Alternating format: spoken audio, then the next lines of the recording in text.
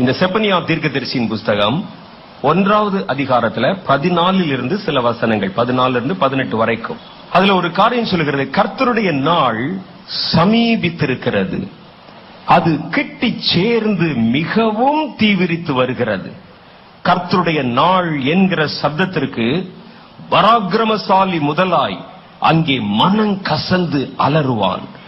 அந்த நாள் உக்கிரத்தின் நாள், அது இக்கட்டும் இடுக்கமுமான நாள், அது அழிவுகள் உண்டாகிற நாள், அது இருளும் அந்தகாரமுமான நாள், அது மப்பும் மந்தாரமுமான நாள், அது அரணிப்பான நகரங்களுக்கும் உயரமான கொத்தளங்களுக்கும் விரோதமாக எக்காலம் ஊதுகிறதும் ஆர்ப்பரிக்கிறதுமான நாள். மனுஷர் கர்த்தருக்கு விரோதமாய் பாவம் செய்தபடியினால் அவர்கள் குருடரை போல நடக்கும்படி நான் அவர்களை வருத்தப்படுத்துவேன். அவர்களுடைய ரத்தம் ஒரு புழுதியை போல சொரியப்படும், அவருடைய மாம்சம் எருவை போல கிடக்கும். கர்த்தருடைய உக்கிரத்தின் நாளிலே அவர்கள் வெள்ளியும் அவர்களுடைய பொன்னும் அவர்களை தப்புவிக்க மாட்டாது. அவருடைய எரிச்சலின் அக்னியினால் தேசமெல்லாம் அழியும், தேசத்தின் குடிகள் எல்லாம் சடுதியிலே நிர்மூலம் பண்ணுவார். கர்த்தருடைய கிருபை நிறைந்த வார்த்தைகள், கர்த்தருடைய இரக்கம் நிறைந்த வார்த்தைகள், கர்த்தருடைய அன்பை பற்றி வெளிப்படுத்தும் வார்த்தைகள் நிரம்பின வேதத்துலதான் இந்த வார்த்தையும் பதிவு செய்யப்பட்டிருக்கிறது என்பதை உங்கள் ஞாபகத்திற்கு கொண்டு வர விரும்புகிறேன். நீங்க ஒருவேளை எனக்கு இதெல்லாம் படிக்க பயமா இருக்குங்கன்னு சொல்லி விட்டாலும் அந்த நாள் வந்துதான் சேரும். இதெல்லாம் எங்களுக்கு வேண்டாம், வாக்குத்தத்தம் மாத்திரம் போதும் என்று நீங்கள் பற்றி கொண்டாலும் அந்த நாள் வந்துதான் சேரும். வேதம் சொல்லுகிறது, கர்த்தருடைய நாள் வருகிறது, கர்த்தருடைய நாள் சமீபித்திருக்கிறது. செப்பனியாவின் காலத்தில் சொல்லப்பட்டதை விட இந்த காலத்தில் இந்த வார்த்தைகள் சொல்லப்படுவதுதான் இன்னும் சரியானதாக இருக்கும். ஏனென்றால் இந்த வார்த்தைகளை நான் நேற்றைய தினம் கேட்டேன். அவங்க சொல்றாங்க, கர்த்தருடைய கோபாக்கினையின் நியாய தீர்ப்புகளை தேசங்கள் மேல் செலுத்த போகிற நாள் சமீபித்திருக்கிறது என்று சொல்ல கேட்டேன். புத்தகங்கள் திறக்கப்படுவதாக என்று சொன்னார்கள். வடக்கிலும் கிழக்கிலும் தெற்கிலும் மேற்கிலும் நிற்கிற பேரழிவுகளை உண்டு பண்ணுகிற சங்கார தூதர்களை நோக்கி அவைகளை தள்ளி போடுங்கள் என்று சொல்லப்படுகிற சப்தத்தை கேட்டேன். இந்த வார்த்தைகளை சொல்லியும் கேட்டும் ஏற்றுக்கொண்டும் இந்த வார்த்தைகளை கவனிக்கிற எவனும் தன்னுடைய நிர்விசாரத்திலே தொடர்ந்து நீடித்தால் இனி உலகத்திற்கு நேரிட போகிற தீமைகளிலிருந்து உங்களை தப்புவிப்பார் ஒருவரும் இல்லை என்று கர்த்தருடைய ஜீவனை கொண்டு உங்களுக்கு சொல்லிக்கொள்ள நான் விரும்புகிறேன். வேதம் சொல்லுது, கர்த்தருடைய பெரிய நாள் வருகிறது, அது நம்மை கிட்டி சேர்ந்திருக்கிறது, மிகவும் தீவிரித்து வருகிறது. ஒரு சிவிங்கியின் ஓட்டகத்தை போல, ஒரு ஒட்டகத்தின் ஓட்டத்தை போல அது வெகு தீவிரமாய் ஓடிக்கொண்டு வருகிறது என்று வேத புஸ்தகத்தில் சொல்லப்பட்டிருக்கிறது. அது மாத்திரல்லையா, கர்த்தருடைய நாள் என்ற சப்தத்திற்கு பராக்கிரமசாலி முதற்கொண்டாய் மனம் கசந்து அழுவான். அவருடைய பலவானுடைய பலம் அவனை தப்புவிக்காது. ஒவ்வொருவருக்கும் தன்னுடைய பலம் என்பது ஒவ்வொரு காரியத்தில் இருக்கிறது. சிலருக்கு தன்னுடைய அந்த பலம் என்பது தன் மாம்சத்திலே இருக்கிறது, சிலருக்கு தாங்கள் சார்ந்திருக்கிற தன்னுடைய ஜாதியிலே இருக்கிறது, சிலருக்கு தாங்கள் சேர்த்து வைத்திருக்கிற பணத்தில் இருக்கிறது, சிலருக்கு தாங்கள் அடைந்து வைத்திருக்கிற அதிகாரத்தில் இருக்கிறது.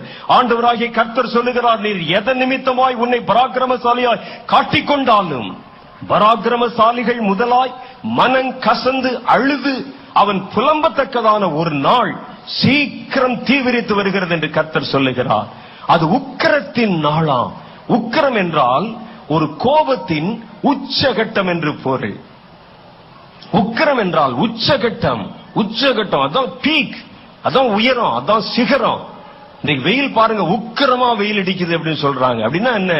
அது உக்கிரம் என்றால் அதுதான் பீக், அதிகம், உச்சகட்டம். வேதத்தில் எழுதியிருக்கிறது, அது உக்கிரத்தின் நாள். என்ன உக்கிரத்தின் நாள்? கர்த்தருடைய கோபத்தின் உக்கிரம் வெளிப்படுகிற நாள்.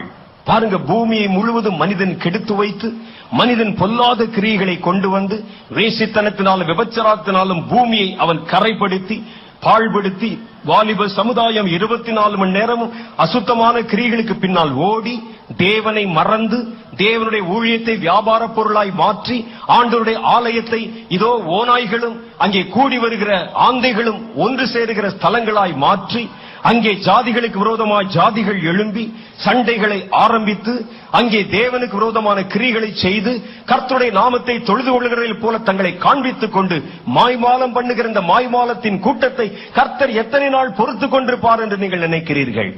தேவன் இவைகள் எல்லாம் பார்த்தார், இது நீதி அல்ல என்று கண்டார்.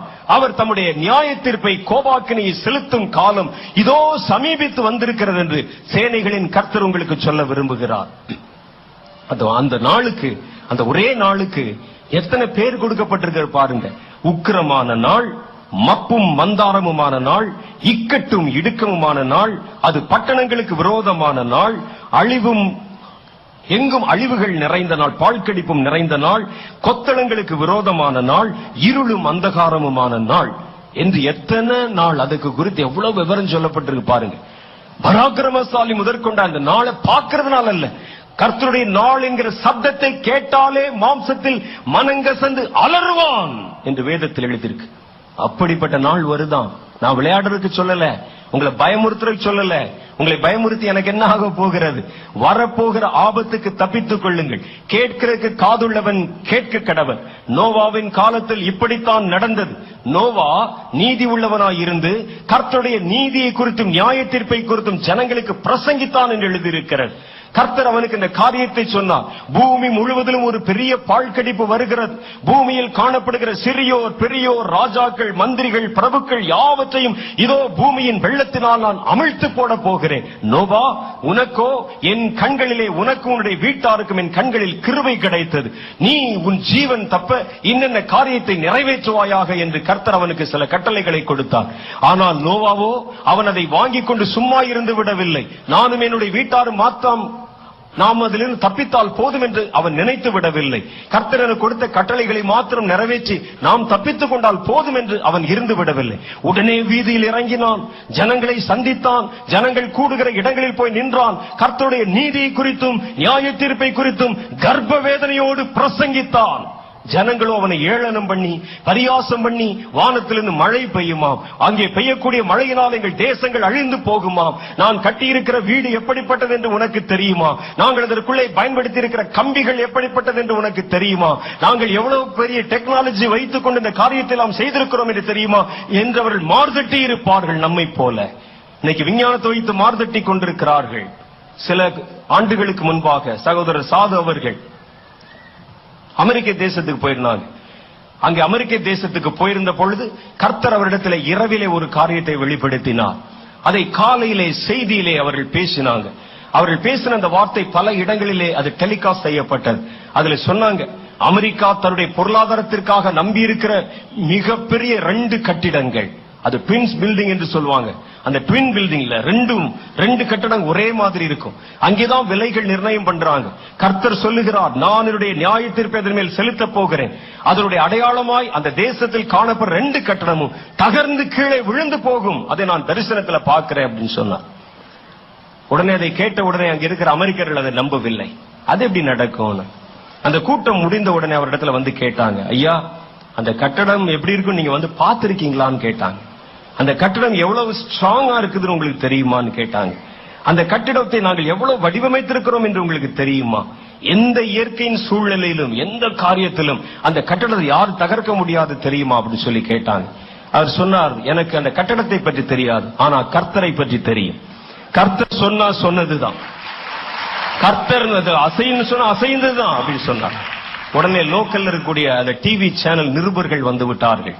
அவங்க எல்லாம் வந்து ஒரு சாது, இந்தியாவில் இருந்த அங்கு வந்த ஒரு சாது, ஒரு சன்னியாசி, நாம் வைத்திருக்கிற இந்த ரெட்டை மாடி கட்டடங்கள் இடிந்து விழ போகிறது என்று சொல்லி தன்னுடைய பிரசங்கத்திலே குறிப்பு சொல்லி இருக்கிறார். அதை குறித்து ஒரு ஸ்பெஷல் இன்டர்வியூ அப்படின்னு சொல்லி அவரை கேலி செய்வதற்காக ஒரு இன்டர்வியூ வைத்து நடத்தி அவரை கூப்பிட்டாங்க. அங்கே இந்த நிருபர் அவரிடத்திலே கேள்வி கேட்கிறார், அந்த ட்வின்ஸ் பில்டிங்ல நாங்கள் அமைத்திருக்கிற அந்த மெட்டீரியல்ஸ் பற்றி உங்களுக்கு தெரியுமா, அது எவ்வளவு ஸ்ட்ராங் ஆனதுன்னு தெரியுமா, நீங்கள் எதற்கும் ஒரு முறை அந்த கட்டடத்தை சுற்றி பார்த்து விட்டு வருவது நல்லதுன்னு சொன்னாங்க. நடந்தது என்ன, அந்த கட்டிடத்தின் மேலே ஒசாமா பின் லாடனுடைய காலத்துல விமானம் முழுவதும் வெடிபொருட்களை வைத்து இவர் சொல்லி வந்ததிலிருந்து சரியாய் 1 வருஷத்துக்குள்ள அந்த கட்டிடம் தகர்க்கப்பட்டது. அந்த கட்டடம் தவிடுபடியாய் இருந்தது. அந்த கட்டணம் இடிந்து விழுந்த உடனே அவர் சொன்னாங்க, இந்தியாவிலிருந்து கர்த்தர் தம்முடைய தீர்க்கதரிசி அனுப்பினான்னு சொல்லி எல்லா சேனல்களும் அவர் சொன்ன அந்த வார்த்தையை மறுபடியும் ரீடெலிகாஸ்ட் பண்ண ஆரம்பிச்சாங்க. கர்த்தர் சொன்னால் சொன்னதுதான். வேதம் சொல்லுகிறது. இதை அறிந்த பொழுது நோவா அப்படித்தான் வந்து மனபாரத்தோடு கர்ப்ப வேதனையோடு நின்று ஜனங்களை பார்த்து பேசினார். மனம் திரும்புங்கள், கர்த்தர் தம்முடைய கோபாக்கினையின் நியாய தீர்ப்புகளை செலுத்தும் நேரம் வந்தது என்று சொன்னார். ஜனங்கள் அதை கேட்கவில்லை. எங்களுக்கு வேறு வேலை இருக்கிறது, எங்களுக்கு வேறு ஜோலி இருக்கிறது, நாங்கள் செய்வதற்கு பல காரியங்கள் இருக்கிறது. 12 மணி நேரம் நாங்கள் உபவாசம் பண்ணவும் ஜெபம் பண்ணவும் முழங்காலை முடக்கினால் எங்களுடைய கம்பெனியை யார் பார்ப்பது? எங்கள் பிள்ளைகளை யார் பள்ளிக்கூடத்துக்கு அனுப்புவது? எங்கள் பிள்ளைகளுக்கு அட்மிஷன் வாங்குவதற்கு யார் போய் கியூவில் இருப்பது? ஒருவேளை இது வேலையற்றவர்கள் கூட்டுகிற கூட்டமாகவும் வேலையற்றவர்கள் கூடுகிற கூட்டமாகவும் இருக்கலாம். எங்களுக்கு வேலை இருக்கிறது என்று சொல்லி கடந்து போயிருக்கலாம்.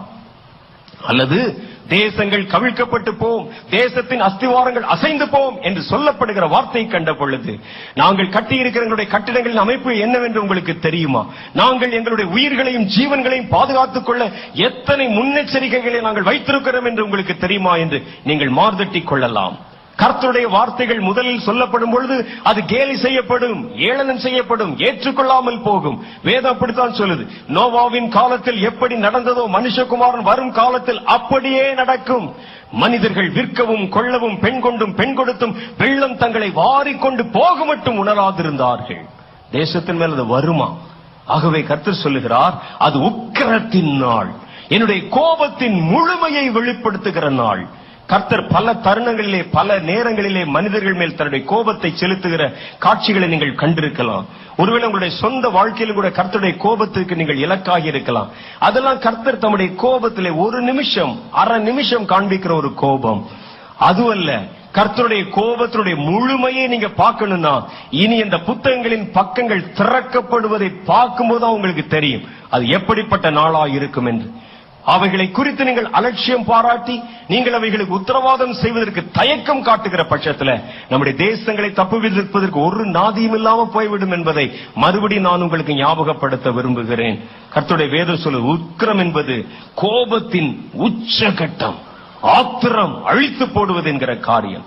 மனித உயிர்கள் இன்றைக்கு ஏராளமா அழிக்குது. அநேகம் பேர் சொல்றாங்க சாத்தான் அவர்களை அழித்து போட்டான் என்று. நீங்க நல்லா ஒரு காரியத்தை புரிந்து கொள்ளணும். சாத்தானுக்கு ஆக்கவும் அதிகாரம் இல்ல, அழிக்கவும் அதிகாரம் இல்ல. பிசாசுனால அழிக்க முடியாது யாரையும், பிசாசுனால யாரையும் அழிக்க முடியாது, பிசாசுக்கு யாரையும் உருவாக்க முடியாது. பிசாசு இடத்துல இருக்கிற ஒரே ஒரு ஆயுதம் அவருடைய தந்திரம் மாத்திரம் தான், வேற எதுவுமே. தந்திரம், கன்னிங். அவன் என்ன செய்கிறான்? மனிதர்களை என்ன செய்ய வைத்தால் அவர்கள் தேவனுடைய நீதியின்படி கர்த்தருடைய கோபத்திற்கு உள்ளாகி சங்கார தூதர்களால் சங்கரிக்கப்படுவார்கள் என்கிறது அவனுக்கு தெரியும். ஆகவே அவனுக்கு நேரடியாய் மனிதர்களை கொல்லும் அதிகாரம் இல்லை. நீங்க நல்லா யோசிச்சு பாருங்க, அப்படி ஒரு அதிகாரம் இருந்திருந்தால் இன்றைக்கு மனிதர்கள் அவன் உயிரோடு விட்டு வைத்திருப்பான் என்றால் நீங்கள் நினைக்கிறீங்க? அவர்கள் போகும்பொழுதே கழுத்து பிடிப்பதும் நெரிப்பதும் கொல்லுவதும் கொலை செய்வதுமாய் போட்டு விட்டு போயிருப்பான். இல்ல, சாத்தானுக்கு ஒரே ஒரு காரியம் மாத்திரம்தான் அவனிடத்தில் இருக்கிறது. அவன் மகா தந்திரம் உள்ளவன். இந்த தந்திரத்தை வச்சுட்டு தான் தனக்கு எல்லா அதிகாரங்கள் இருப்பதை போல, தன்னால் எல்லாம் செய்ய முடியும் என்பதை போல ஒரு சில மாய தோற்றங்களை நமக்கு காண்பிக்கிறான். என்னால முடியும், என்னால செய்ய முடியும், நான் தேவனோடு யுத்தம் பொருத்த முடியும், அதெல்லாம் ஒண்ணும் செய்ய முடியாது அவனால. அவனுக்கு இருக்கிற ஒரே ஒரு ஆயுதம் அவனுடைய தந்திரம்.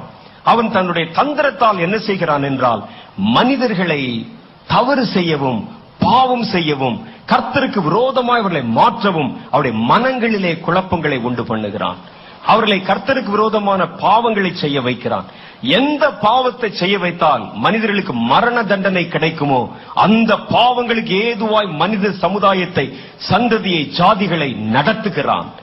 அவர்களுக்கு முன்பாக காட்டப்படுகிற சிற்றின்பங்களை பார்த்து அவைகள் மேல் ஆசை கொண்டு மோகம் கொண்டு தன்னுடைய ஜீவனை இழந்து போகிறார்கள். பசியிலே நீந்தி கொண்டிருக்கிற மீனுக்கு ஒரு புழு அது கண்ணுக்கு முன்னால தெரியுதான்.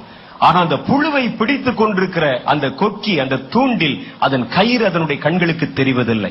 அதே போலதான் மனித குலத்தை இன்றைக்கு பார்த்து நமக்கு முன்பாக நம்மிடத்தில் அக்கறை உள்ளவனை போல தன்னை காண்பித்து மனிதர்களை விதவிதமான பாவ உணர்வுகளிலும் பாவத்திலும் அவர்களை உள்ளே வர வைத்து அவர்களை கர்த்தருக்கு முன்பாக தேவனுடைய கோபாக்கினை செலுத்தப்படுகிற இடத்துல கொண்டு வந்து நிறுத்தி விடுகிறான்.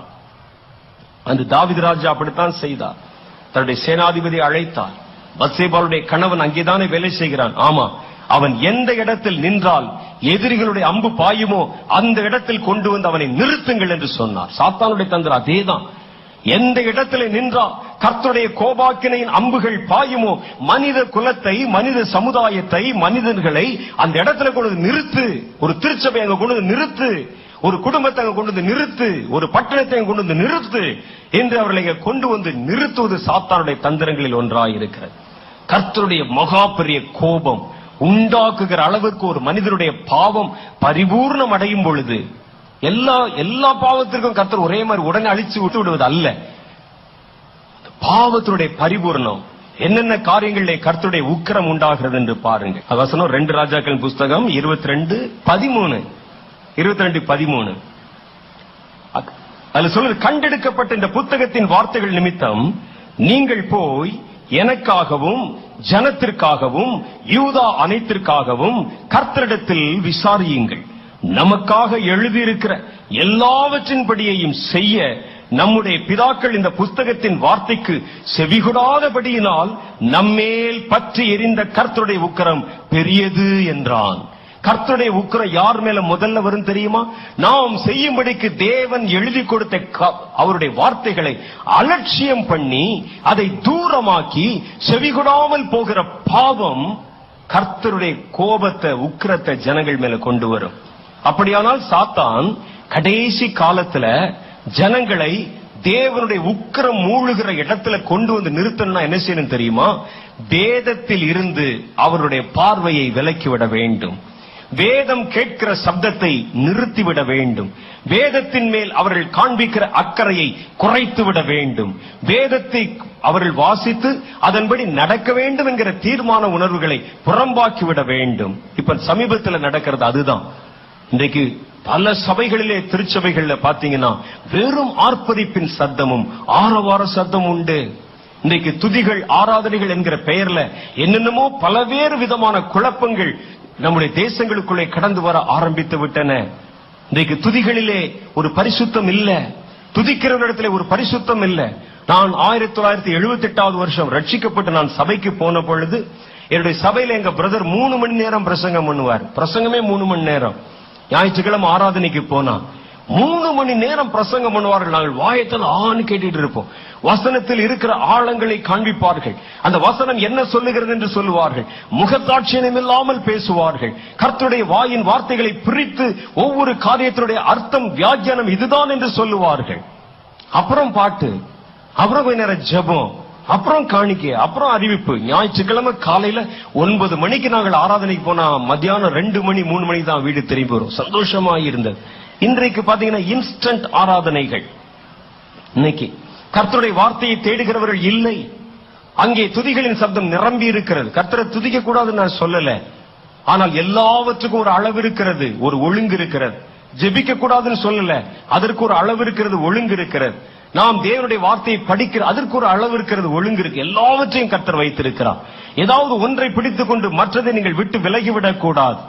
என்றைக்கு தேவனுடைய வாயின் வார்த்தைகளுக்கு ஜனங்கள் திரும்புவதை விட்டு வீணான சப்தங்களுக்கும் வீணான கிரிகளுக்கும் ஆடம்பரங்களுக்குமாய் தங்களுடைய பார்வையை திருப்பினார்களோ கர்த்தருடைய கோபாக்கினை இங்கே உள்ளே வரப்போகிறது. கர்த்தருடைய வேதம் அதைத்தான் சொல்லுது. கர்த்தர் தன்னை அலட்சியப்படுத்துகிறார்கள் மனிதர்கள் என்பதை எதை வைத்து நிர்ணயம் பண்ணுகிறார்னா, எவன் ஒருவன் தேவனுடைய வாயின் வார்த்தையை தள்ளிவிடுகிறானோ அவன் கர்த்தரை தள்ளிவிடுகிறான் என்று பொருள். ஏனென்றால் கர்த்தருடைய வேதம் சொல்லுது, ஆதியிலே வார்த்தை இருந்தது, அந்த வார்த்தை தேவனிடத்தில் இருந்தது, அந்த வார்த்தை தேவனாயிருந்தது. அந்த வார்த்தையை தள்ளிவிடுகிறவன் வார்த்தை அல்ல, தேவனையே தள்ளிவிடுகிறான். வேதத்தில் எழுதியிருக்கிறது, இந்த புஸ்தகத்தின் வார்த்தைகளுக்கு செவிகொடாதபடியினால் நம்மேல் பற்றி எறிந்த கர்த்தருடைய உக்கிரம் பெரியது என்று சொல்லப்பட்டிருக்கிறதை கர்த்தருடைய வேதம் சொல்லுது. தேவனுடைய வார்த்தைக்கு திரும்புவோம் வாருங்கள். கர்த்தருடைய வார்த்தையின்படி நம்மை செய்வதற்கு ஒப்புக் கொடுக்காத தேசம், கர்த்தருடைய வார்த்தையை கற்றுக் கொடுக்காத திருச்சபை, கர்த்தருடைய வார்த்தைக்கு நடுங்காத தேவனுடைய மனிதர்கள், கர்த்தருடைய வார்த்தையை அவர்கள் தன்னுடைய வாயிலே வைத்திருக்காத தேவனுடைய ஜனங்கள், இவைகள் நிரம்பி இருக்கிற தேசத்தையும் திருச்சபையும் கர்த்தருடைய ஜனங்களின் குடும்பங்களை நீங்கள் காணும் பொழுது நீங்கள் பட்டவர்த்தமாய் சொல்லலாம், அந்த தேசத்திற்கு ஐயோ என்று சொல்லலாம்.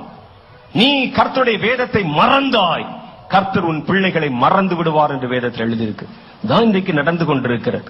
கர்த்தருடைய வேதத்திற்கு திரும்பவும் வாருங்கள்.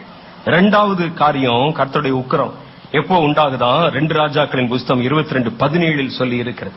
அங்க சொல்றாங்க தொடர்ந்து, அவர்கள் என்னை விட்டு அவருடைய கைகளின் கிரியைகள் எல்லாவற்றுக்கும் எனக்கு கோபம் உண்டாக்க வேறே தேவர்களுக்கு தூபம் காட்டினபடினால் என் உக்கிரம் இந்த ஸ்தலத்தின் மேலும் அது பற்றி எரியும். அது அமிழ்ந்து போவது இல்லை என்று, அவிழ்ந்து போவது இல்லை என்று கர்த்தர் சொல்லுகிறார் என்று சொல்லுங்கள். இரண்டாவது தேவன் அருவருக்கிற பெரிய பாவம் என்னன்னா விக்கிரகங்கள். மனிதர்கள் தங்களுடைய கையின் கிரியைகளை ஆராதிக்க துவங்கினார்கள். மனிதர்கள் தங்களுடைய கையின் பிரயாசத்தை ஆராதிக்க துவங்கினார்கள். மனிதர்கள் தங்களுக்கென்று அவர்கள் உண்டாக்கி கொண்ட விக்கிரகங்களை அவர்கள் ஏராளமாய் உருவாக்கி கொண்டார்கள். ரத்தம் சிந்தினார்கள், மாம்சத்தை கீறி கொண்டார்கள், கிழித்துக் கொண்டார்கள். இன்னைக்கு இந்தியாவில் பாக்குறோம், நம்ம தேசத்துல தமிழ்நாட்டில் பாக்குறோம், சுற்றி சுற்றி சுற்றி சுற்றி விக்கிரகங்களுடைய தொகை பெருகிக் கொண்டே வருகிறதை பார்க்கிறோம். எல்லாம் உங்களுக்கு தெரியும். விக்கிரக ஆராதனைகள் பெருகிக் கொண்டு வருகிறதை பார்க்கிறோம். விக்கிரகங்களை நமஸ்கரிக்கிறவர்கள், சேவிக்கிறவர்கள் பெருகிக் கொண்டு வருகிறதை பார்க்கிறோம். புதிய புதிய ஆராதனை முறைகள், அந்த விக்கிரகங்களுக்கு செய்யப்படுகிற காரியங்கள் எல்லாம் கண்டுபிடிக்கப்படுகிறதை பார்க்கிறோம். ஆதி காலங்கள்ல நர மாம்ச பலிகள் கொடுக்கப்பட்ட அதே பாவங்கள் இன்றைக்கும் விக்கிரகங்களுக்கு செலுத்தப்படுகிறதை பார்க்கிறோம். இவையெல்லாம் கர்த்தர் கண்ட பொழுது இது நியாயமல்ல என்று கர்த்தர் கண்டார். இது தேசத்தை தீட்டுப்படுத்துகிற காரியம் என்று கர்த்தர் கண்டார். இந்த விக்கிரகங்களின் ஆராதனைகளை குறித்தும், விக்கிரகங்கள் தேசத்தை தீட்டுப்படுத்துகிற அநேக காரியங்களுக்காக நம்ம ஜெபித்திருக்கிறோம். இன்னைக்கு நீங்கள் இதில் அறியாத வேறொரு காரியம் இருக்கிறது. விக்கிரகம் வெறும் கல் விக்கிரகம் மாத்திரமல்ல, அவருடைய கையின் பிரயாசங்கள் விக்கிரகங்கள். அவருடைய கை அது விக்கிரகம்.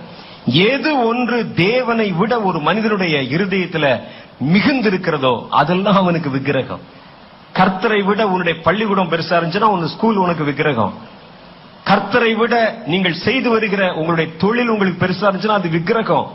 இன்றைக்கு அநேகருக்கு பாருங்கள், தங்களுடைய கையின் பிரயாசத்தை விக்கிரகங்களாய் ஆராதித்து தேவனை தேடுவதற்கு அவர்கள் தங்களுடைய மனதை சாய்த்துக் கொள்ளவில்லை. அதான் அதுவும் கூட விக்கிரகம் தான். கர்த்தருடைய வேதம் சொல்லு, விக்கிரகங்கள் என்பது வெறும் சிலைகளை மாத்திரம் குறிப்பது அல்ல. வேதத்துல 1 கொரிந்தியர் புஸ்தகம் 10வது அதிகாரம் 7வது வசனத்துல சொல்லுகிறார், புசிப்பது, குடிப்பது, விளையாடுவது மாத்திரமே வாழ்க்கை என்று வாழ்றாங்க பாருங்க. அதுவும் விக்கிரக ஆராதனை தான். ஜனங்கள் புசிக்கவும் குடிக்கவும் உட்கார்ந்து விளையாட எழுந்திருத்தார்கள் என்று எழுதியிருக்கிறபடி அவர்களில் சிலர் விக்கிரக ஆராதனைக்காரர் ஆனது போல. விக்கிரக ஆராதனைக்கு அவங்க சொல்ல டெபினிஷன் பாத்தீங்களா? வெறும் ஒரு கோயில்களுக்கு போய் சிலைகளை வணங்குறது மாத்திரம் இல்லையா, அவர்கள் புசிப்பதும் குடிப்பதும் விளையாடுவதும் மாத்திரமே வாழ்க்கை என்று. இந்தியாவில் விளையாட்டின் பின்னால் ஓடுவதற்கு ஒரு பெரிய கூட்டம் இருக்கிறது. அது ஏற்கனவே தீர்மானம் செய்யப்பட்டு பிக்சேஷன் எல்லாம் ஆகி நடத்தப்படுகிறது சொன்னாலும் தங்களுடைய நேரத்தை, தங்களுடைய வேலை எல்லாவற்றையும் விட்டுவிட்டு அதன் பின்னால் ஓடுவதற்கு ஒரு பெரிய கூட்டம் இருக்கிறது. அந்த விளையாட்டு இன்றைக்கு ஒரு பெரிய சூதாட்டமாய் மாறி இருக்கிறது. அநேக ஜனங்களுடைய இருதயத்தை பிடித்திருக்கிறது. நீங்க சொல்லலாம், இது ஒரு விளையாட்டு தானே, இது ஒரு ஸ்போர்ட்ஸ் தானே, அந்த விளையாட்டை தானே பார்த்து கொண்டிருக்கிறோம், இந்த விளையாட்டில் தானே நாங்கள் நேரம் செலவழித்துக் கொண்டிருக்கிறோம், கம்ப்யூட்டர்ல நாங்கள் கெட்ட காரியங்களை பார்த்தோம், கேம்ஸ் தானே விளையாடி கொண்டிருக்கிறோம். வேதம் சொல்கிறது பாருங்கள், உட்கார்ந்து விளையாடவும். சீட்டு விளையாடுறது உட்கார்ந்து விளையாடுறதா, செஸ் விளையாடுறது உட்கார்ந்து விளையாடுறதா, உட்கார்ந்தவர்கள் விளையாடுகிறதை பார்த்து கொண்டிருக்கிறது விளையாடுவதுதான். விளையாடக்கூடாது என்பது அல்ல. வேதத்துல போட்டு அதுவே வாழ்க்கை என்று அமர்ந்திருக்கிறார்கள் அவர்கள். இதுவே அவர்களுக்கு வாழ்க்கை. அவர்கள் புசிப்பதும் குடிப்பதும், எப்படி சாப்பிடுறது பாவமா, அப்ப குடிக்கிறது பாவமா, விளையாடுவது பாவமா? அதுவே வாழ்க்கை என்று இருந்தால் அது பாவம் என்று கர்த்தருடைய வேதம் சொல்லு. ஜனங்கள் புசிக்கவும் குடிக்கவும் உட்கார்ந்து விளையாடவும் எழுந்திருத்தார்கள் என்று எழுதியிருக்கிறபடி அவர்களில் சிலர் விக்கிரக ஆராதனைக்காரர் ஆனது போல நீங்களும் விக்கிரக ஆராதனைக்காரர் ஆகாதிருங்கள். நோவாவின் காலத்தில் அப்படித்தான் ஜனங்கள் புசிப்பதும் குடிப்பதும், பெண் கொண்டும் பெண் கொடுப்பதும், வெள்ளம் தங்களை வாரிக்கொண்டு போகும் வரைக்கும் உணராதிருந்தாங்க. அவனுக்கு சிந்தனையெல்லாம் வெறும் சாப்பாடு தான், அவனுடைய சிந்தனையெல்லாம் குடிப்பதுதான், அவனுடைய சிந்தனையெல்லாம் விளையாடுவதுதான், வீண் பொழுதுகளிலே தன்னுடைய நேரத்தை செலவிடுவதுதான். ஒரு தேசத்தில் அவர்கள் பெருகி வர காணும் பொழுது நீங்கள் விளையாட்டின் பின்னால ஜனங்கள் திரளா போகிறத பார்க்கும் பொழுது நீங்கள் அதுவும் விக்கிரக ஆராதனை தான் என்பதை நீங்கள் புரிந்து கொள்ள வேண்டும். அப்படிதான் நடக்குது. அங்க ஐபிஎல் மேட்ச் வைக்கிறாங்க, அது வைக்கிறான் இது வைக்கிறான்னு சொல்லி. நல்லவேளை எனக்கு கிரிக்கெட்ல ஸ்பெல்லிங் மாத்திரம் தவிர வேறு எதுவுமே தெரியாது. எனக்கு காலேஜ்ல படிக்கும் போது, நாங்க படிக்கும் போது டிரான்ஸ்லேட் வச்சிருப்பாங்க கையில, டிரான்ஸ்லேட் வச்சுட்டு அப்படியே பசங்க கேட்டுக்கொண்டே போவார்கள். எனக்கு இப்போ வரைக்கும் அது தெரியவே தெரியாது. கிரிக்கெட்ல ஸ்பெல்லிங் மாத்திரம் தான் தெரியும் எனக்கு.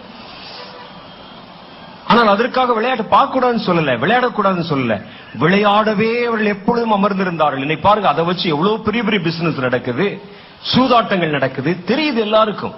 இந்த முறை நீ தோற்றுப்போ, அடுத்த முறை நான் தோற்றுப்போ, தெரியுது. தெரிந்தாலும் பந்தயம் கட்டி கொண்டு மனிதர்கள் தங்களுடைய வாழ்க்கையே இதுதானோ என்று நினைத்துக் கொண்டிருக்கிறாங்க. அது விக்கிரக ஆராதனை. நீங்க அதுக்காகவும் ஜெபம் பண்ணணும். விக்கிரக ஆராதனை இவைகள் பெருகிறதை கர்த்தர் காணும் பொழுது விக்கிரக ஆராதனை பெருகிறதாகவே கர்த்தர் காண்கிறார். எபேசியர்களின் நிருபம் 5வது அதிகாரம் 5வது வசனம், கொலோசையர்களின் நிருபம் 3வது அதிகாரம் 5வது வசனம் வேறொரு காரியத்தை சொல்லுகிறது. விபச்சாரக்காரனாவது அசுத்தனாவது விக்கிரக ஆராதனைக்காரனாகிய அந்த பொருளாசைக்காரனாவது தேவனுடைய ராஜ்யமாகிய கிறிஸ்துவின் ராஜ்யத்திலே சுதந்திரம் அடைவதில்லை என்று அறிந்திருக்கிறீர்களே என்கிறார். விக்கிரக ஆராதனை என்பது வெறும் சிலையை மாத்திரம் ஆராதிப்பதல்ல, ஒரு பணத்து மேல காசு மேல வைக்கிற ஆசை. நீங்க நல்லா ஒரு காரியத்தை புரிந்து கொள்ளணும். ஒரு பணம் என்பது பாவம் அல்ல, பணத்தின் மேல் வைக்கிற ஆசைதான் பாவம். ஒரு பணம் என்பது நமக்கு தேவைதான், பணத்தை தான் நாம் செலவழிக்கிறோம், பணம் தான் நமக்கு தேவை. ஆனால் பணத்தின் மேல் வைக்கிற ஆசை இருக்கிற பாருங்க, பொருள் ஆசை. அந்த பொருள் ஆசை நீங்க மனிதருடைய வீட்டுல நீங்களே போய் பாருங்களேன், உங்க வீட்டுல உங்களுக்கு பொருளாசை இருக்கிறதா இல்லையா என்பதை ஒரு சின்ன சோதனையிலே நீங்கள் தெரிந்து கொள்ளலாம். நேரா வீட்டுக்கு போங்க, உங்க வீட்டு கதவை திறந்து உங்க வீட்டை கொஞ்ச நேரம் பாருங்க. உங்க வீட்டுல என்னென்ன தேவையற்ற பொருள் எல்லாம் வாங்கி வச்சிருக்கீங்கன்னு பாருங்க. எது தேவையுள்ள பொருள், எது தேவையற்ற பொருள். எந்த ஒரு பொருளை நீங்க 3 மாசம் 4 மாசம் உபயோகப்படுத்தாம அப்படியே வச்சிருக்கீங்களோ அதெல்லாம் தேவையற்ற பொருள். எவ்வளவு பொருள்களை வாங்கி சேர்த்து வச்சிருப்போம் பாருங்க, அப்படியே சேர்த்து வச்சிருப்போம். கடைக்கு போவோம், அது வேணுமான்னு தெரியாது, வேணாம் பார்த்த உடனே ஆசையா இருக்கும், வாங்கி கொண்டு வைப்போம். 2 நாள் உபயோகப்படுத்தி இருப்போம், 3ஆம் நாள் அப்படியே இருக்கும். அப்ப தேவையற்ற எவ்வளவு காரியங்களை சேர்த்து வச்சிருக்கோம், அதான் பொருள் ஆசை. சிலர் பாருங்கள், இன்னும் இன்னும் இன்னும் இன்னும் தேவை என்று சொல்லி நம்முடைய இந்திய தேசம் இன்னைக்கு ஒரு பெரிய ஒரு பொருளாதார வீழ்ச்சியை நோக்கி கடந்து போகிறது. இந்திய தேசத்தின் மேல ஒரு பொருளாதார வீழ்ச்சி, ஒரு பொருளாதார பயங்கரம், ஒரு பஞ்சம் நியமிக்கப்பட்டிருக்கிறது. அது இனி வருகிற வருஷம், அதாவது 2012 துவக்கத்தில் இருந்தே வெளிப்பட்டாலும் இந்த வருஷத்தினுடைய மத்திய மாதங்களில் அது அபரிமிதமா வெளிப்பட ஆரம்பிக்கும். அநேகரதை கொண்டு அதை குறித்து பேசி பயப்பட ஆரம்பிப்பார்கள். அது வரும். தேசத்துல சாதாரண குடிமக்கள் கூட ஒருவேளை உணவுக்காக வீதியிலே போய் நிக்கிற மாதிரி ஒரு சூழ்நிலை வரும் அப்படின்னு கர்த்தர் சொன்னார். பொருளாதார வீழ்ச்சி என்பது யாரோ பெரிய மேல்தட்டுக்காரர்கள் பேசுகிற வார்த்தைகள் என்று நீங்கள் நினைத்துக் கொண்டிருக்கூடாது. யாரோ கம்யூனிஸ்டவாதிகள் பேசுகிற வார்த்தைகள் என்று நினைத்துக் கொண்டிருக்கூடாது. பொருளாதார வீழ்ச்சி என்பது நமக்கு விளங்கவில்லை என்று நினைத்துக் கொண்டிருக்கூடாது. பொருளாதார வீழ்ச்சின்னா ஒட்டு மொத்தமா எல்லாருமே பிச்சை எடுக்கிறதுக்கு பேர் தான் பொருளாதார வீழ்ச்சி. கையில பணம் இல்லாமல் போறதுக்கு பேர் தான் பொருளாதார வீழ்ச்சி. 5 ரூபாய்க்கு வாங்கின பொருள் 50 ரூபாய்க்கு போகிறதானால் அதான் பொருளாதார வீழ்ச்சி. அப்படி வரும் பொழுது மனிதர்கள் தங்களுடைய அன்றாட வாழ்க்கையை நடத்த முடியாம கஷ்டம் அனுபவிப்பார்கள். அப்படியானால் நாம் எவ்வளவு பெரிய ஒரு ஆபத்துல நின்று கொண்டிருக்கிறோம் பாருங்க. பொருளாதாரம், அந்த பொருளாதாரம், அந்த பொருள் ஆசை, அந்த பொருளின் மேல் கொண்டிருக்கிற ஆசை, இவைகள் தான் விக்கிரக ஆராதனைகள் என்று கர்த்தருடைய வேதத்தில் எழுதப்பட்டிருக்கிறது. இவைகளை பூமியில் உண்டு பண்ணுகிற உங்கள் அவயவங்களை அழித்து போடுங்கள் என்று சொல்லுகிறார். அழித்து போடுங்கள். 3வது காரியம், முரட்டாட்டம் பண்ணுதல் விக்கிரக ஆராதனை. முதல்ல பார்த்தோம், விக்கிரக ஆராதனைனா வீண் விளையாட்டுகள், களியாட்டுகள், புசிப்பது குடிப்பதே வாழ்க்கை என்று நினைப்பதும் விக்கிரக ஆராதனை. சிலைகளை ஆராதிப்பது விக்கிரக ஆராதனை. ஒரு பொருள் மேல் கொண்டு இருக்கிற ஆசை, அது விக்கிரக ஆராதனை. 3வது முரட்டாட்டம் பண்ணுவது விக்கிரக ஆராதனை. 1 சாமுவேல் புஸ்தகம் 15வது அதிகாரம் 23வது வசனம் சொல்லுகிறது, இரண்டகம் பண்ணுவது பில்லி சூனிய பாவத்திற்கும் முரட்டாட்டம் பண்ணுவதும் அவபக்திக்கும் விக்கிரக ஆராதனைக்கும் சரியா இருக்கிறது. முரட்டாட்டம் பண்ணுவது நம்ம தேசத்தில் இன்னைக்கு வெறும் சிலை வணக்கங்கள் மாத்திரம் பெருகவில்லை, முரட்டாட்டங்கள் பெருகிக் கொண்டிருக்கிறது.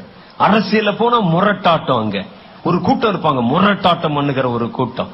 அவர்கள் ஜாதிகளுக்குள்ளே புகுந்து சண்டைகளை ஏற்படுத்தி வைத்து கலவரங்களை உருவாக்கி அங்க இருக்கக்கூடிய பெரிய பெரிய முரட்டாட்ட அந்த வீரர்களை எல்லாம் நீங்க எப்ப பார்க்கலாம்னா, ஒரு பகுதியில எலெக்ஷன் வந்து விட்டுன்னு சொன்னா கார்ல இறங்கிடுவாங்க, பெரிய பெரிய மீச வச்சு.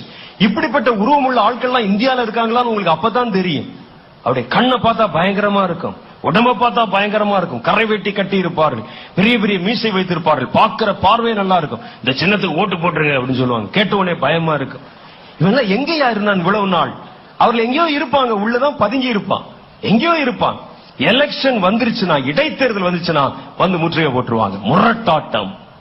அது மாத்திரம் இல்ல, அந்த முரட்டாட்டம் என்பது அங்க மாத்திரம் இல்ல, குடும்பத்துல இருக்குது முரட்டாட்டம் என்பது. குடும்பத்துல முரட்டாட்டம்.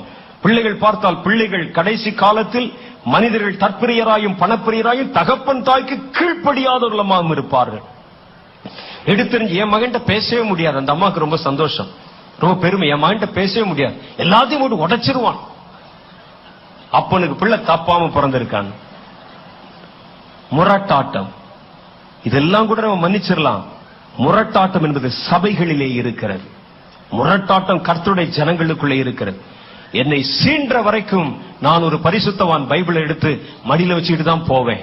என்னை தொட்டு பார், அப்ப தெரியும் எத்தனை இடத்துல கேஸ், எத்தனை இடத்துல மண்டை உடைச்சது. அங்கேயும் எலெக்ஷன் வந்தால் தான் தெரியும். இந்த ஆட்கள்லாம் இவ்வளவு நாள் எப்படி இந்த பெஞ்சுக்கு நடுவில் உட்கார்ந்து எழுந்து அந்தந்த நாள் சுருக்க ஜபங்கள் பண்ணுவதும், காணிக்கை சேகரிப்பதும், வால் போஸ்டர் ஒட்டுவதும், கன்வென்ஷன் கூட்டங்கள் நடத்துவதும், அசனங்கள் மேற்கொள்வதும் இதெல்லாம் செய்து கொண்டு இவர்களா? ஆமா, அவர்கள் தான். எலெக்ஷன் வந்தா தான் உள்ள இருக்கிற புத்துக்குள்ள இருக்கிற பாம்பு வருமா. விரியன் பாம்பு அந்த மரக்கட்டைக்குள்ள இருந்தது. அதுல தீ வைத்த போது அனலுரைத்து புறப்பட்டதுன்னு சொல்லி வேதத்துல. அனலுரைத்து புறப்பட்டது பவுலுடைய கையை பிடிச்சிச்சான். அதே மாதிரி நீங்க அனல் வச்ச உடனே அப்பதான் வெளியே வரும். வெளியே நான் உள்ளதான் இருக்கிறேன் அப்படின்னு சொல்லி. நீங்களா? ஆமா, நான் தான். ஆட்களை கடத்துவது எத்தனை இடத்துல நடக்குது இல்லையா? நம்முடைய சபைகளில் இல்லையா? நம்முடைய சபைகளில் நடக்கவில்லையா? நம்முடைய சபைகளில் மண்டை உடையலையா? நம்முடைய சபைகளில் தீ வைப்புகள் நடக்கவில்லையா? எப்போ தேவனுடைய ஜனங்களுக்குள்ளே முரட்டாட்டம் என்கிற விக்கிரக ஆராதனை பாவம் பேய் உள்ளே புகுந்ததோ, கர்த்தர் இது நியாயமில்லை என்று கண்டு தம்முடைய கோபாக்கினையின் பக்கத்தை அவர் திருப்ப ஆரம்பித்து விட்டார். ஆமா, தேவனுடைய ஜனங்களுக்குள்ளே முரட்டாட்டம். முரட்டாட்டம் பண்ணுகிற பாவம் அது விக்கிரக ஆராதனைக்கு சமமாய் இருக்கிறது என்கிறார். அது விக்கிரக ஆராதனை. சர்ச்சில், ஆலயங்கள்ல இடத்துக்கு தகராறு, கல்லறைக்கு தகராறு, ஜாதி பிரிவினைகள். ஒரு சபைக்குள்ள எத்தனை ஜாதிகள், எத்தனை ஏமாற்றுத்தனங்கள். ஒரு குறிப்பிட்ட ஒரு பிஷப் ஒருவரை நாங்கள் சந்தித்தோம், நானும் சாதையா அவர்களும், சில மாதங்களுக்கு முன்பாக. அவர் நாங்க பார்க்கும்போது அவர் ஒரு காரியம் சொன்னார். எங்க பகுதியில நாங்கள் ஊழியர்கள் ஐக்கியம் என்ற ஐக்கியங்கள் வைத்திருக்கிறோம். பாருங்கள், இது எவ்வளவு ஒரு கேவலமான காரியம் என்று ஐக்கியங்கள் வைச்சிருக்கிறோம். அந்த ஐக்கியங்கள் நீங்கள் வரும்பொழுது நல்லா இருந்துச்சு. அப்புறம் அந்த ஐக்கியங்கள்ல பல ஐக்கியங்கள் உடைந்து விட்டது. 4 உடைஞ்சிருச்சு. 4 உடைஞ்சு 4 தலைகள் வந்து விட்டது. 4 தலை 5 தலை எல்லாம் இங்கதான் நீங்க பார்க்க முடியும். 4 வந்துருச்சு. 4 அமைப்புகள் வந்துருச்சு. எங்க பகுதியில் ஒரு இடைத்தேர்தல் வந்தது, ஒரு தேர்தல் வந்தது. தேர்தல் வந்த நேரத்தில் தேர்தல் நடத்துகிறவர்கள், அங்க இருக்கக்கூடிய சில கட்சிகள் பணம் கொடுக்கிறவர்கள் என்று கேள்விப்பட்டு ஒரு தலை என்ன செய்ததுன்னா ஒரு லிஸ்ட் எடுத்துக்கொண்டு போய் அந்த கேண்டிடேட்டை போய் சந்தித்தார்கள். அவரை சந்திச்சு அவர்கிட்ட ஒரு லிஸ்ட் கொடுத்தாங்களாம். லிஸ்ட் கொடுத்து, ஐயா, எங்களுக்கு கீழே 600 போதகர்கள் இருக்கிறாங்க. 600 போதகர். ஒவ்வொரு போதகர்களுக்கு கீழையும் ஏறத்தாழ 50 இருந்து சுமார் 50 இருந்து 500 பேர் வரைக்கும் ஆத்துமாக்கள் இருக்கிறாங்க, ஜனங்கள் இருக்கிறாங்க. எங்கள் ஜனங்கள் இந்த போதகர் எந்த கட்சிக்கு ஓட்டு போட சொல்றாரோ அது ஓட்டு போட்டுருவாங்க. இந்த மாதிரி இருக்கக்கூடிய சபைகளை சேர்ந்த 600 போதகர்கள் என் கூட இருக்கிறாங்க. ஒண்ணு நம்ம பேசுவோம், வாங்க நம்ம உட்கார்ந்து டீல் பேசுவோம். இந்த 600 போதகர்களுடைய விலாசங்களை நான் உங்களுக்கு இந்த கொடுத்திருக்கேன், டைப் பண்ணி கொடுத்திருக்கிறேன். நீங்க எனக்கு ஒரு அமௌண்ட் கொடுத்தீங்கன்னா அவர்கள் எல்லாரையும் உங்கள் கட்சிக்கே, உங்கள் சின்னத்துக்கே ஓட்டு போட சொல்லுகிறேன்னு சொன்னாராம். உடனே அவர்கள் பார்த்து அப்படி எப்படி எல்லாம் பேரம் பண்ணி ஏறத்தாழ ஒரு சில லட்சங்கள் பணம் பேசி அவருடைய கையில கொடுத்துட்டாங்க. இதை நீங்க கொடுத்து எல்லாரையும் உங்க கிறிஸ்தவர்கள் எல்லாம் எங்களுக்கு ஓட்டு போட சொல்லணும். அவர்களுக்கு தெரியாது இல்ல, கொடுத்துட்டாங்க. இந்த விஷயம் தெரிந்த உடனே 2வது நாள் இன்னொரு தலை, அந்த தலை என்ன செய்ததாம், ஒரு லிஸ்ட் கொண்டு வந்து கொடுத்து சொன்னாரா, ஐயா, நான் ஒரு தலை, எனக்கு கீழே ஒரு 600 போதகர்கள் வச்சிருக்கிறேன், நீங்கள் என் கூட டீல் வைத்துக் கொள்ளுங்கள் சொல்லி டீல் வச்ச உடனே அவர்களுக்கு கீழே இருக்கக்கூடிய விசுவாசிகள் எல்லாம் சேர்ந்து உங்க கட்சிக்கே ஓட்டு போடுறோம். இது நான் சொல்வது எந்த ஒரு வார்த்தை மிகையான வார்த்தை அல்ல, நடந்த ஒரு சம்பவம். அதை கொண்டு போய் கொடுத்தாராம். அதை வாங்கி பார்த்துட்டு அவர்கிட்ட ஒரு டீல் பண்ணி சில லட்சங்கள் கையில கொடுத்து அனுப்பிட்டார். இந்த செய்தி கேட்டவுடனே 3வது தலை சும்மா இருக்குமா, அந்த தலை அது ஒரு லிஸ்ட் எடுத்து கொண்டு போனது. போய் அப்ப 600 போதகர்கள், என்கிட்ட ஒரு 600 போதகர்கள் இருக்கிறாங்க ஐயா அப்படின்னு சொல்லி அவர்கிட்ட பேசுற பொழுது அந்த ஆள் கால்குலேட் பண்ணானா, இந்த மாவட்டத்தில் இந்த சின்ன இடத்துக்குள்ள முதலில் வந்த தலை ஒரு 600 போதகர், 2வது வந்த தலை ஒரு 600 போதகர், 3வது ஒரு தலை 600 போதகர், 1500 சபையா இருக்குது இங்க அப்படின்னு அவர் சந்தேகப்பட்டு அந்த லிஸ்ட ஒன்னோட ஒண்ணு ஒப்பிட்டு பார்த்தா 3மே ஜெராக்ஸ் காப்பி. முதல் தலை கொண்டு வந்ததை வாங்கி இது ஜெராக்ஸ் எடுத்து இது போயிருச்சு, இரண்டாவது தலை. அடுத்து இவர் போய்விட்டார், 3 பேர் போயிட்டாங்க. இது நடந்த காரியம். அதை பார்த்த உடனே அவருக்கு கோபம் வந்து அவர் சொன்னாராம், நாங்கள் கரை வேட்டி கட்டி கொண்டு ஜனங்களை ஏமாத்துறோம், நீங்க வெள்ளை வேட்டி கட்டி கொண்டு எங்களையே ஏமாத்திட்டேயான்னு சொன்னாங்க. இது எவ்வளவு பெரிய ஒரு கொடிய காரியம் பாத்தீங்களா? இது நடந்த சம்பவம், நான் எதையும் கூட்டி குறை சொல்லல, ஆதாரபூர்வமான சம்பவம். இதுக்கு பேர் பொருளாசை தானே. உங்களுக்கு தெரியாது, நமக்கு தெரியாம நம்ம உட்கார்ந்து இருப்போம். நம்மை தெரியாமலே நம்மை கொண்டே ஒருத்தர் விக்கிறான்னு சொன்னா அது எவ்வளவு பெரிய குற்றம் என்று யோசிச்சு பாருங்க. நீங்க விலை போறது உங்களுக்கே தெரியாது. ஒரு ஆடு மாடு விற்க போகும்போது கூட பக்கத்தில் நிக்க வச்சுதான் விலை பேசுறான். அதுக்கு தெரியும் நம்ம வந்து விலை போறோம் அப்படின்னு தெரியும். விசுவாசிகளை விலை ஆடுன்னு சொல்லும் போதே நமக்கு தெரியும், நம்ம ஒண்ணு வித்துருவோம், அதை கசா போட்டுருவான். முதல்ல விசுவாசிகளை மனிதர்களாய் மதிக்க பழகுங்கள். இந்த மாதிரி கோட் வேர்ட்ஸ் வைக்கிறது, ஏன் ஆடு உன் சபைக்கு வந்துருச்சா, உன் ஆடு ஏன் சபைக்கு வந்துச்சா, ஆடெல்லாம் மேய்க்க வேண்டாம், மனிதர்களை மேயுங்கள். நீங்கள் இனிமே முதல்ல மனுஷனா மதிக்க கற்றுக்கொள்ளுங்கள். ஆடு அது கொண்டே உடனே வித்து விட்டு வந்த மாதிரி நம்மை அறியாமலே ஒரு மனிதனை விலை போக்குவது என்பது எவ்வளவு பெரிய அத்துமீறல் என்று உங்களுக்கு தெரியுமா? இது மனித உரிமை கமிஷன்ல போடணும் இந்த மாதிரி ஆட்கள் எல்லாம். எனக்கு தெரியாமலே என்னை கொண்டே வித்தா எப்படி இருக்கும் பாருங்க. அந்த நிக்கிறான் பாருங்க அந்த ஆளு, ஆமா ஒரு சிவப்பு சட்டை, ஆமா மஞ்சள் பேண்ட், ஆமா எப்படி சுமாரா தானே இருக்கு, பரவாயில்லங்க வாங்கிக்கங்க, எவ்வளவோ ஒரு 2ஆம் கட்ட விலைக்காவது வாங்கிக்கங்க, எப்படி இருக்கும் எனக்கு தெரியாது. நான் உட்கார்ந்து பிரசங்கம் பண்ணிட்டு பின்னால உட்காந்து 2 பேர் பாத்தீங்களா, தூக்கிடுவோமா, எப்படி இருக்கும் பாருங்க. இதுதான் நடக்குது இப்போ. உங்களை அறியாமலே உங்களை விற்பது என்பது மனித உரிமை மீறல். அது எவ்வளவு பெரிய கொடிய பாவம். கர்த்தர் இதை கண்டு சும்மா இருப்பாரா? அது எங்கேயோ நடந்தா பரவாயில்ல, தன்னுடைய வீட்டிலே வேதம் சொல்லுகிறது, என்னுடைய வீட்டிலே நான் நியாய தீர்ப்பை துவங்கும் காலம் வந்திருக்கிறது என்று கர்த்தர் சொல்லுகிறார். ஆராதிக்க வேண்டிய ஸ்தலங்கள் இன்றைக்கு ஆட்களை சேர்க்கவும் இழுக்கவும் அவர்களை காண்பிப்பதும், சபையில இருக்கக்கூடிய அங்க இருக்க ஆளை இங்க கொண்டு வந்து வைப்பதும். நீங்க நல்லா யோசித்து பாருங்கள். உங்களுடைய சிந்தனைக்கு நான் ஒரு காரியத்தை சொல்றேன். ஒரு காலத்துல ஒரு 20 வருஷத்துக்கு முன்னால 30 வருஷத்துக்கு முன்னால சபைகளில் இருந்து செய்யப்பட்ட இந்த நற்செய்தி பரப்புகிற ஊழியம், போய் டிராக்ஸ் எல்லாம் கொடுத்தாங்கல்ல நிறைய அங்காங்கே வீதிகள்ல, இப்ப நிறைய குறைந்திருக்கிறது. கவனிச்சீங்களா நீங்க? அப்படிப்பட்ட ஊழியங்களே நின்று விட்டது. ரயில்கள்ல பார்க்கலாம், பஸ்ல பார்க்கலாம், தெரு ஓரங்கள்ல பார்க்கலாம், கிராமங்கள்ல பார்க்கலாம், எல்லாம் குறைந்து விட்டது. இன்றைக்கு சுவிசேஷம் அறிவிக்கிறவர்கள் இல்ல, சுவிசேஷ பிரதிகள் கொண்டு போகிறது இல்ல, அவைகள் எல்லாம் நிறுத்தப்பட்டு விட்டது. சபைகளுடைய நிலை, சபைகளுடைய கவனம் வேறொரு பக்கத்தில் திருப்பப்பட்டு விட்டது. அவர்கள் தங்களுக்கு அடாத வேண்டாத காரியங்களை செய்து கொண்டிருக்கிறார்கள். ஆத்துல மீன் பிடிச்சா நியாயம், ஒரு கூடையிலிருந்து மீன் பிடிச்சா அது திருட்டு, அப்படித்தானே? ஆத்துல போய் மீன் பிடிக்கிறோம், நியாயம். ஆத்துலதான் மீன் பிடிக்கணும். குளத்துல போய் நம்ம வந்து வலை வீசுறோம், கடல்ல வலை வீசுறோம். ஒருத்தன் பிடிச்சு வச்சிருக்கிறான் பாரு கூட, அதுக்குள்ளேயும் மீன் தானே இருக்குன்னு சொல்லி அதுக்குள்ள ஒரு தூண்டில போட்டா அது அயோக்கியத்தனம், அப்படித்தானே? இன்றைக்கு அதான் நடந்து கொண்டிருக்கிறது. அவன் சர்ச்சில் 500 போதகர் இருக்கிறான், அவருடைய சர்ச்சில் 500 விசுவாசி இருக்கிறானா, எப்படியாவது ஒரு 200 பேரை 100 பேரை எதையாவது சொல்லி ஆசை காட்டி அதை காண்பிச்சு இதை காமிச்சு, பிரதர் எங்க சர்ச்சுக்கு வந்து பாருங்க, ஏசி பண்ணிருக்கோம், உங்க சர்ச்சில் என்ன இப்படி வேர்த்து கொட்டுது, என்ன இப்படி பந்தல் போட்டு நடத்திட்டு இருக்கீங்க சொல்லி ஆட்களை இழுத்து கொண்டு போவது, கூடையிலே மீன் பிடிக்கிற கலாச்சாரம். இது நியாயமல்ல என்று கர்த்தர் காண்கிறார். ஜனங்கள் இன்றைக்கு பொருளாசை நோக்கி திரும்பி கொண்டிருக்கிறாங்க. இப்படி ஏன் ஆட்களை சேர்க்கிறார்கள் என்கிற ஒரு சந்தேகம் எனக்கு ரொம்ப நாள் இருந்தது. ஆனா இப்பதான் தெரியுது, ஆட்கள் இருந்தா நல்ல விலைக்கு வித்தரலாம். லிஸ்ட் எடுத்து கொண்டு போய் அவர்களை கொண்டு போய் கொடுத்து அரசியல்வாதிகள் இடத்துல விலை பேசி விடலாம், வெளிநாடுகளிலே விலை பேசி விடலாம். இவனுக்கு தெரியாது, கைதட்டிட்டு இருப்பான், பாட்டு பாடிக்கிட்டு இருப்பான், விற்று விடலாம். எவ்வளவு பெரிய அக்கிரமம் இது! உங்களுக்கு தெரியாம இருக்கலாம், எனக்கு தெரியாம இருக்கலாம். கர்த்தருடைய கண்களை ஒருவனும் கட்டவும் முடியாது, மறைக்கவும் முடியாது. அவர் கண்களுக்கு மறைவானது ஒன்றுமில்லை என்று கர்த்தர் சொல்லுகிறார். நீங்க அடிக்கிற ட்ரம் சத்தத்தை கேட்டு கர்த்தர் மயங்கி விடுகிறவர் அல்ல. அங்கே இருக்கிற இசை கருவிகளின் சத்தத்தை கேட்டு கர்த்தர் மயங்கி விடுகிறவர் அல்ல. நீங்கள் போடுகிற புகைகளை கண்டு மயங்கி விடுகிறவர் அல்ல. தேவனை தேடுகிற உணர்வும் பரிசுத்தமும் எங்கே இல்லையோ அவைகள் கர்த்தருடைய கண்களிலிருந்து எடுத்து போடப்படும். அவைகளை நியாயமல்ல என்று கர்த்தர் காண்கிறார். எத்தனை நாள் கர்த்தர் பொறுப்பார்? இப்படி நாம் செய்கிற இந்த இப்படிப்பட்ட தகுதி தத்தங்களை கர்த்தருடைய ஆவியானவர் எத்தனை நாள் பொறுத்துக் கொள்ளுவார்?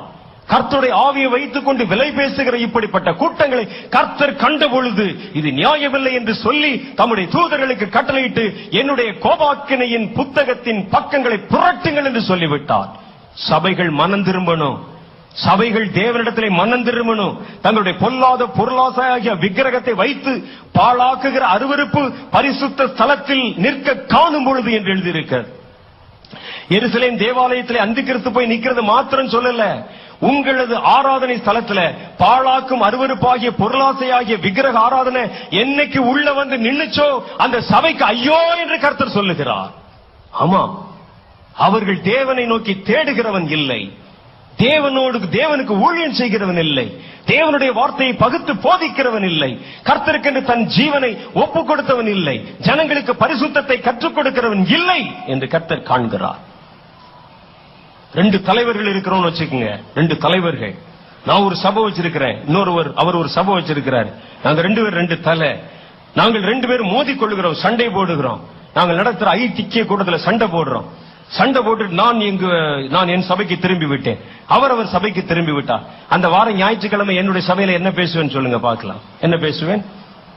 நான் செய்தது நியாயம், அவன் செய்தது அயோக்கியம் பேசும். அவருடைய சபையில என்ன பேசுவார்? அவரு நான் செய்தது நியாயம், அவன் செய்த அயோக்கியம் பேசுவோம்.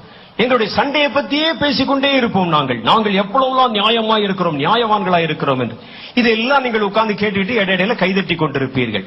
கர்த்தர் சொல்லுகிறார், இது நியாயமல்ல என்று கர்த்தர் கண்டு, எங்கே தேவனுடைய அந்த பலிபீடங்கள் பாழாக்கும் அருவருப்புகளால் நிரப்பப்படுகிறதை கண்டு, அயோக்கியத்தனமும் வேசித்தனமும் விக்கிரக ஆராதனையும் பொருளாசையின் மயக்கமும் ஆகிய விக்கிரக ஆராதனை தேவனுடைய சபைகளிலும் ஆலயங்களிலும் கொண்டு வந்து நிறுத்தப்பட்டது என்று கண்டு, சிலையத்தான் கொண்டு வரல நம்ம, ஆனா பொருளாசை என்கிற விக்கிரகத்தை உள்ளே கொண்டு வந்து விட்டோம், முரட்டாட்டம் என்கிற விக்கிரகத்தை உள்ளே கண்டு வந்து விட்டோம். ஆண்டவராகிய கர்த்தரதை கண்டு நியாயமல்ல என்று அவர் கண்டார். அவருடைய கோபம் அவர்கள் மேல் பற்றி எரிகிறது என்று கர்த்தருடைய வேதம் சொல்லுது. ஆகவே இது நாம் விழித்துக் கொள்ள வேண்டிய காலம். இனியும் நம்முடைய நிர்விசாரத்திலே நாம் நீடித்து இருந்தால் வரும் கோபத்துக்கு தப்பித்துக் கொள்ள எவனும் உங்களுக்கு வகை காட்ட முடியாது.